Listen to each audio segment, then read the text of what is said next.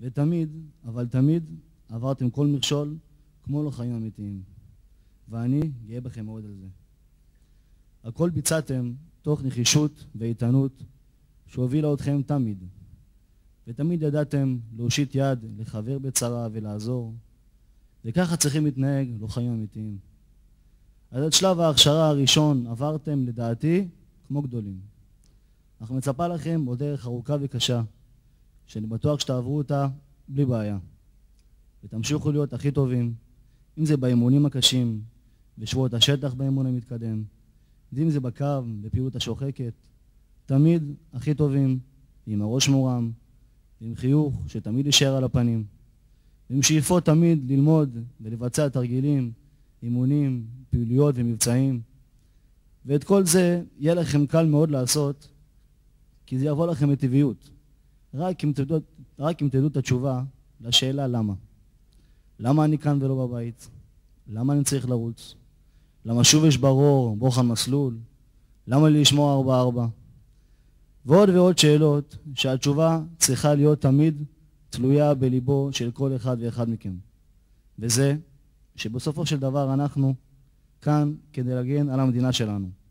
אם לא נעשה את זה ולא נהיה מאומנים, חזקים, איתנים, מקצועיים וערכיים, כנראה שלא נבצע את זה על הצד הטוב ביותר.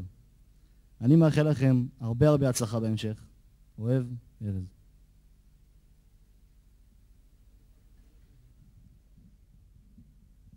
לכל אחד מאיתנו רשימות. בדרך כלל אלה רשימות של מה לעשות. פגישות, להכין דברים, לקנות, להביא, לטלפן, ברכה ליום הולדת, תזכורת למישהו על משהו. אצל ארז הרשימות חולקו למשימות ערכיות. בצבא, תמיד לדבוק במשימה להיות קצין, לא להיות שבור אף פעם, לקבל תמיד כל משימה במלוא הרצינות, לדאוג תמיד לחיילים ולהקשיב להם כדי לעזור להם, ומצד שני, לחנך אותם. חברתי, שמירה על קשר עם כל החברים. כל שבוע ביום שני להתקשר או לשלוח הודעה לכל החברים לשמירה על קשר. עם משפחה תמיד לשמור על קשר. לפחות פעמיים בשבוע לדבר עם אמא וגם עם אבא. גופני, לפתח שרירים בבטן, כל יום בלילה לפני השינה לעשות תרגילי בטן, לפתח שרירי ידיים, כל יומיים לעשות סט עם ידיים, ירידה ל-80 קילוגרם, לאכול פחות בארוחות ביניים ולהימנע משוקולד ולחם. לשמור על הבריאות, אם קר ללבוש ארוך, ואם חם לשתות הרבה. אהבה, טיפוח הקשר עם נטלי, לשלוח לה הודעות כל יום, לחשוב תמיד איך לגרום לה לחייך. אף פעם לא להתעצבן מדברים, לזכור תאריכים 17 באוגוסט. נפשי, להיות תמיד רגוע, לא להתעצבן משום דבר, תמיד להיות שמח, לחייך, לא לקחת ללב דברים שאומרים. בשבוע שעבר עצר כוח של דוכיפת עם חיילי אגוז את אחת מחוליות החמאס הקטלניות והשטניות ביותר שפעלו אי פעם בשטחים. הלוחמים תפסו והחזירו את הנשק של חבריהם. החוליה רצחה בשנתיים האחרונות 12 אזרחים וחיילים ישראלים ותכננה לחטוף חיילים נוספים. אנשי חוליית המוות הרגו ב-2 בנובמבר 2001 את לוחם דוכיפת רז מינץ, וב-19 באוקטובר השנה את רועי, את אלעד ואת ארז, השם ייקום דמם. החשבון לא נסגר, דוכיפת משפחה לוחמת.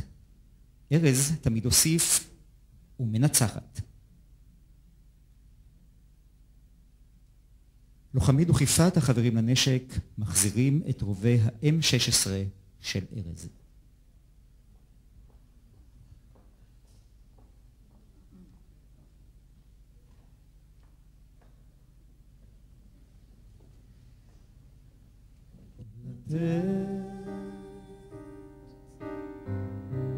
את הנשמה ואת הלב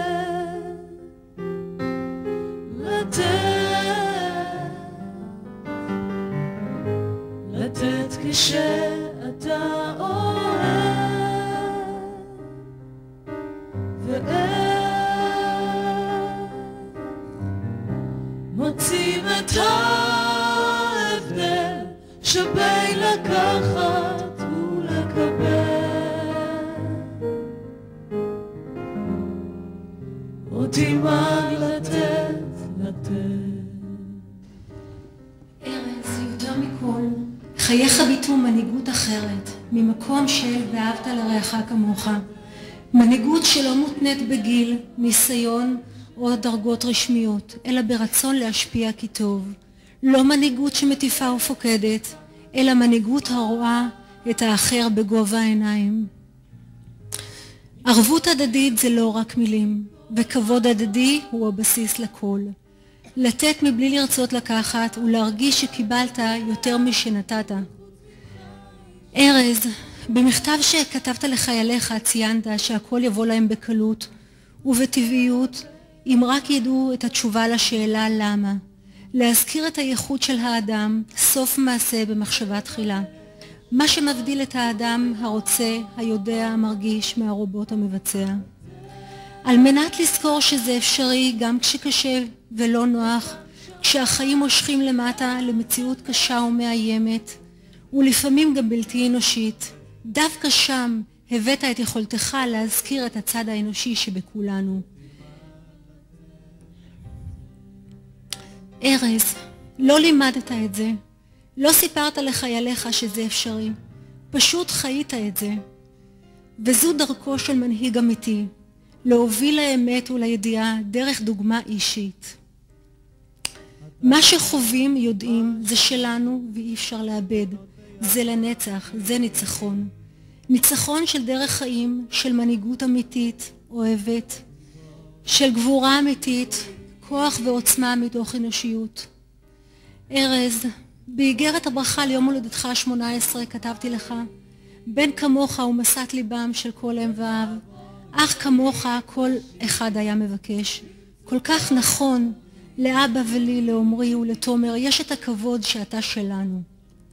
זו המתנה שקיבלנו ממך, ארז, החיילים שלך, החברים והמשפחה. מתנה שקיבלנו עם החיוך שלא נשכח, עם המבט העמוק מעיניים כחולות ויפות ואהבת החיים שבך.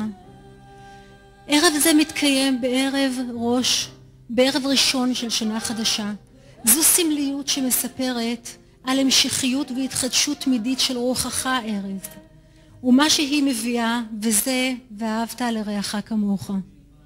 מי ייתן ונזכור אותך ואת המורשת שהנחלת לכולנו בכל מקום ובכל עת בחיינו, ונהיה השראה לאחרים, כמו שאתה, ארז, היית עדיין ותמשיך להיות לנצח. זה ניצחונך וזו מהות חיינו. ארז, כל עוד חייליך, חבריך, מפקדים ומפקדים לעתיד ימשיכו את דרכך, הרי שאתה חי.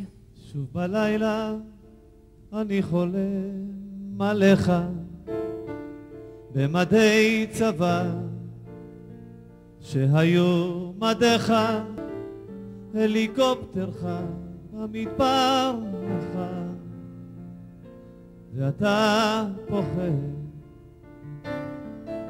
והיא כבר יש לה ילד פה, היא מצלצלת שיבוא, ואני מתחמם, אחי לא כל אחד.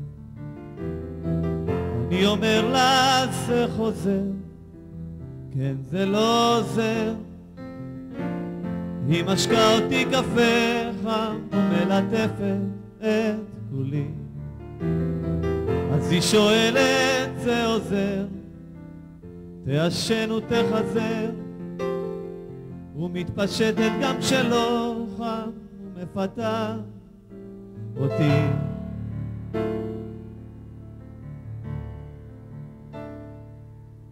אך בלילה אני חולם עליך עם אותם פנים שהיו פניך,